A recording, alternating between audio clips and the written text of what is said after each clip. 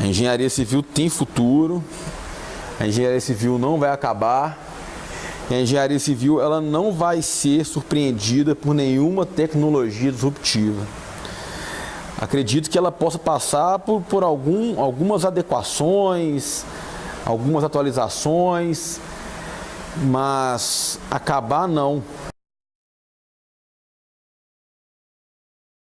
Entrei na construção civil ainda quando estagiário, no ano de 2010. E em termos executivos, que é a minha área até hoje, que né, a gente integra a área de execução de obras civis com a área de gestão de obras, gestão de contratos. E se tratando na parte de execução,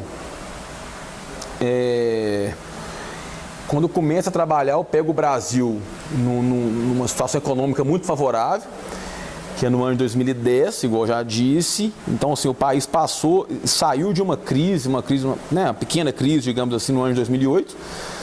E aí tem um aquecimento na economia entre os anos de 2009 e 2015. E eu entro na construção civil com esse cenário. Mercado bombando, muita obra, muito trabalho, muitas contratações, as empresas, por incrível que pareça, com dificuldade de conseguir contratar ou empresas terceiras ou até mesmo mão de obra, por não ter no mercado, porque estavam todo mundo alocado em alguma obra, em algum projeto.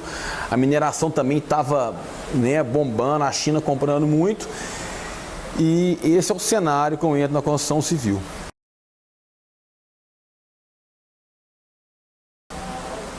Em termos de método executivo, as tecnologias da época, muito se falava do drywall, que ainda é pauta hoje em praticamente todas as discussões de projetos maiores, corporativos, hospitais, etc. E a parte de steel frame, que a grosso modo é um drywall de periferia, né? Então, por definição, um drywall é como se ele fizesse os fechamentos internos de uma sala qualquer, e o steel frame fizesse os fechamentos periféricos, então onde teria algum vão, alguma coisa nesse sentido, ele tem maior resistência, ele trabalha na periferia. Então, assim, eram os assuntos mais ditos em termos de tecnologia na parte de execução. E, paralelo a isso, era a estrutura metálica, ela vinha ganhando, como vem ainda, mas ganhando bastante força, até mesmo devido à questão da falta de mão de obra. Então, tinha por definição os critérios, as premissas do projeto estrutural. Isso passava para a usina, qualquer usina, e a usina voltava esse material para a obra. Então, os pilares já vinham, né, montados, e vem junto com os pilares de estrutura metálica, vem as lajes de steel deck, que é a grosso modo, é uma telha trapezoidal, que ela é integrada com a tela de aço, a malha de aço com concreto. Então, essa telha de aço, ela trabalha tanto como forma. Então, o que na laje convencional nós temos madeira, para fazer a forma, o steel deck trabalha como se fosse essa forma, além de trabalhar também na função, né, a grosso modo, de aço, que a laje convencional traz, porque a laje convencional, parte do aço dela está trabalhando a compressão e parte do aço está trabalhando a tração. E o steel deck, essa telha trapezoidal, além dela trabalhar como forma do concreto, ela também trabalha a parte de tração.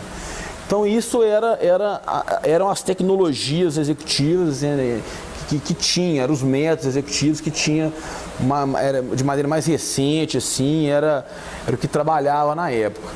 Isso aí lá em 2010.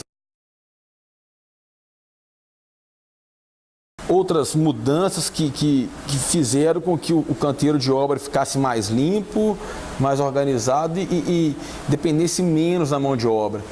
Como, por exemplo, o reboco, né? O reboco, na verdade, ele é uma mistura dos agregados, né? Então, uma determinada quantidade de cimento, uma determinada quantidade de areia, uma determinada quantidade de água que forma o item reboco. E as concreteiras, as grandes empresas, elas passaram a fornecer já o insumo pronto, então facilitou um pouco, porque a gente perdia muita mão de obra para produzir o reboco na obra, que é, que é o processo arcaico mesmo de pegar, colocar na betoneira e misturar os agregados e gerar e ter o produto, o insumo, né, o final. As concreteiras, elas hoje, desde essa época, na verdade, desde 2012 por aí, elas já começavam a entregar isso pronto. Isso aí facilitou muito. Então, quer dizer, o concreto já entregava pronto, e aí passaram a entregar pronto também reboco e o contrapiso, que tem basicamente a mesma mistura, a mesma composição. Isso aí talvez tenha sido as tecnologias dentro da área que eu trabalhei entre os anos de 2010 e os anos de 2016. Dentro da engenharia civil,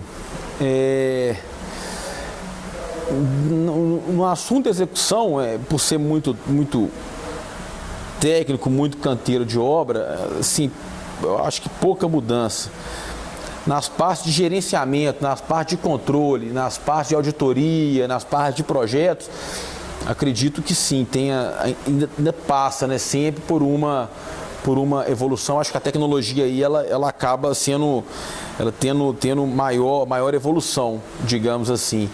Então, o pessoal da elétrica, eu não sei se ainda é o mais recente, mas eles gostavam de utilizar um programa que se chamava MATLAB, salvo engano, que gera as cargas de energia, esse tipo de coisa. Eu não sei dizer ao certo, porque tá mais voltado à elétrica, mas era o programa que eles utilizavam.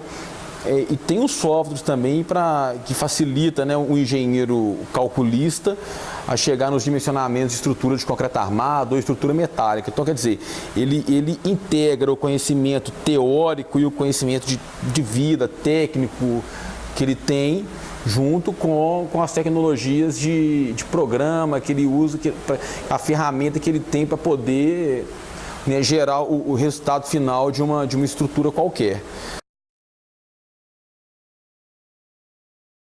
O cliente, o consumidor final, ele só se sente confortável com a alvenaria. Tem até a brincadeira, né? O cara chega, pô, mas eu vou ter uma placa de gesso que vou bater nele, vai fazer toque, toque, toque. Não, mas a parede não é para você bater nele e fazer toque, toque, toque. O drywall de vedação, ele tem a mesma função que uma alvenaria de tijolo comum, por exemplo, que é vedar. Ah, mas tem a questão de acústica. Não, já tem materiais que você consegue colocar dentro da parede de drywall, você consegue garantir a acústica da parede. Mas tem a questão de aceitação. O país, o Brasil, ainda não aceitou o drywall. Então ele é muito comum em ambientes corporativos, hospitais, teatros, alguns teatros, né, assim, mas se tratando de residencial, eu ainda acho que está longe de aceitação. Acho que o problema maior é esse. A tecnologia que tem nos Estados Unidos, nós temos aqui também. Eles têm estrutura metálica lá e nós também temos aqui. Só que aqui demora muito para as coisas serem aceitas. Olha só, nós estamos aceitando a estrutura metálica, né, abre e fecha aspas, de 2009 para cá.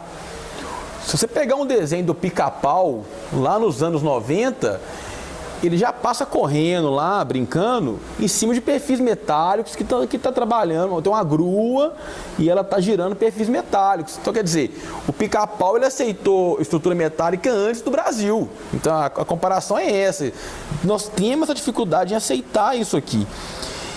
E eu ainda acho que o que vem fazendo a estrutura metálica ganhar mercado nem é tanta aceitação, está relacionada à mão de obra, porque nós temos pouca mão de obra e aí a estrutura metálica, como o processo ele é todo da indústria, então o projeto ele entra para a indústria e ele sai usinado só para pegar e montar, né?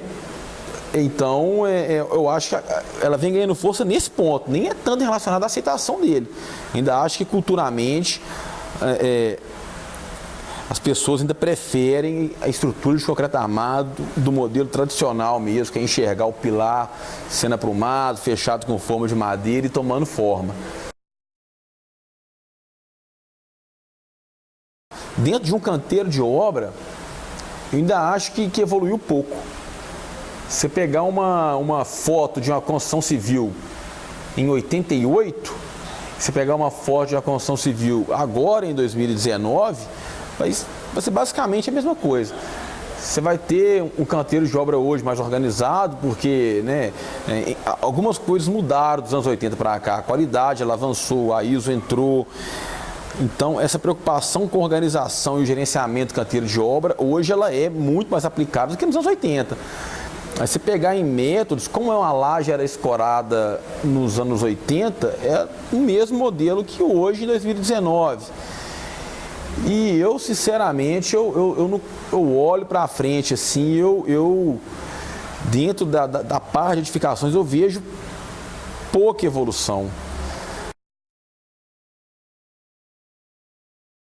Revestimento, talvez, né? Assim, o piso vinílico ele vem ganhando mais força, né? Ele está sendo mais apontado nos detalhamentos de projeto.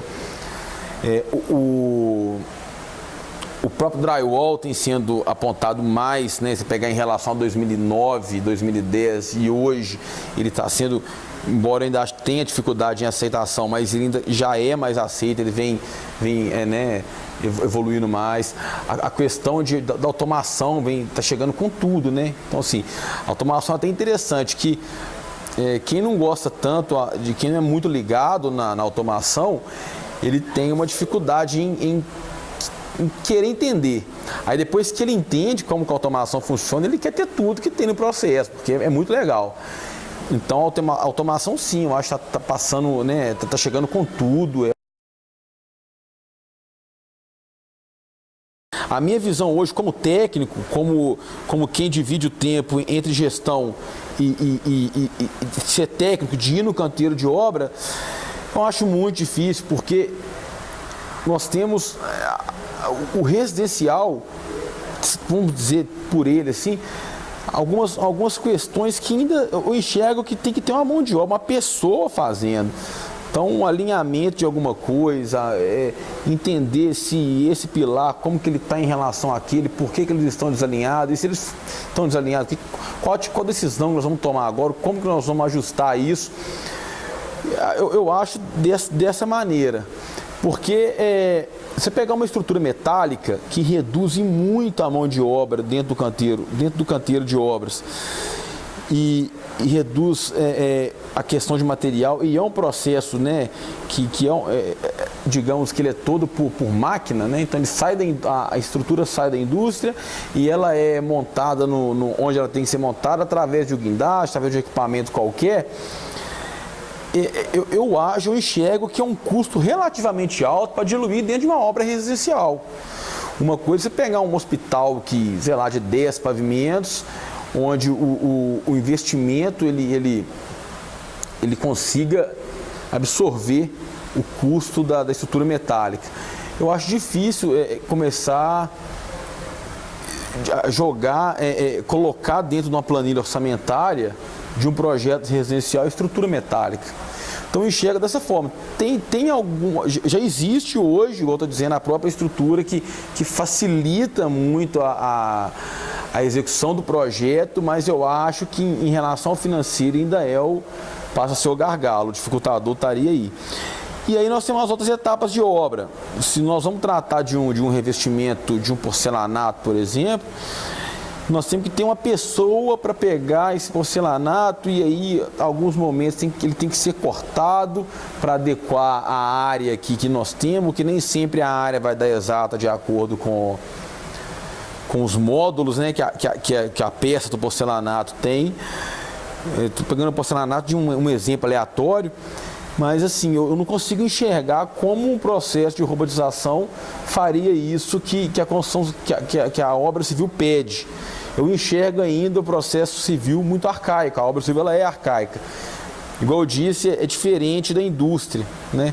Que a empresa ela tem que bater a meta de fazer 50 portas, né, de um automóvel em meia hora, mas aí ela tem todo o processo de automação lá que envolve robôs, etc. Ele tem lá 2, 3 pessoas por trás disso.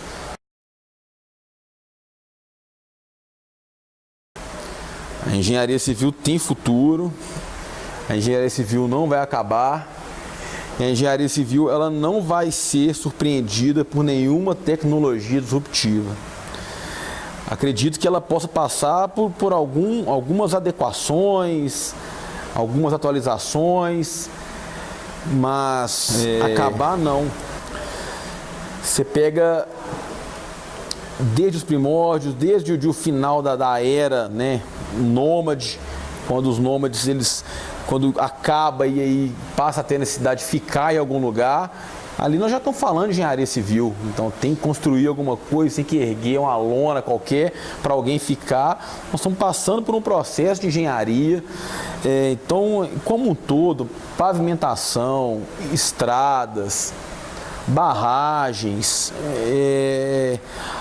ainda na indústria, ou em ampliação, ou em adequação, nós vamos sempre precisar da engenharia civil.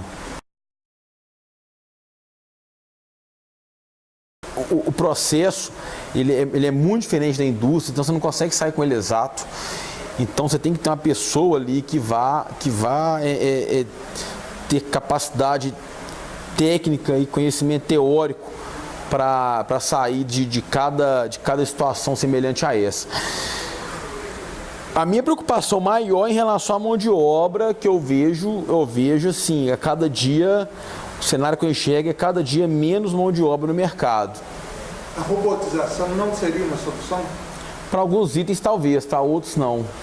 Talvez na pintura a gente conseguisse trabalhar com robotização, mas eu não consigo enxergar tanto dentro de uma edificação um processo de robotização que pudesse suprir essa ausência de mão de obra, de pessoas dentro de um contrato, dentro de um canteiro de obras, não. Além das questões gerenciais que tem que ser feito por pessoas, processo de compra, relatórios, análise, gerenciamento de contrato. Então, assim, isso tudo envolve pessoas, você não consegue, por mais que a gente consiga, em termos de automação, melhorar muito a parte de canteiro de obras, de toda maneira nós vamos precisar de ter um olhar técnico para suprir a obra em termos de material. Alguém vai ter que participar do processo, nem que seja de maneira indireta, fazendo apenas a gestão. Então, assim, a minha consideração é que, por mais automatizado que o processo se torne no futuro, sempre vai ter espaço para o engenheiro civil trabalhar. Precisa dele, é necessário. A engenharia civil, ela é, não posso afirmar de maneira categórica, a melhor profissão que esse país, né, já teve, e ela ainda, mesmo com crises econômicas, igual tivemos nos anos 80, igual estamos encerrando agora, se Deus quiser, estamos acabando com essa crise já, mesmo por esses períodos difíceis, ela eu enxergo uma área muito sólida, muito forte, e a engenharia civil nunca vai acabar.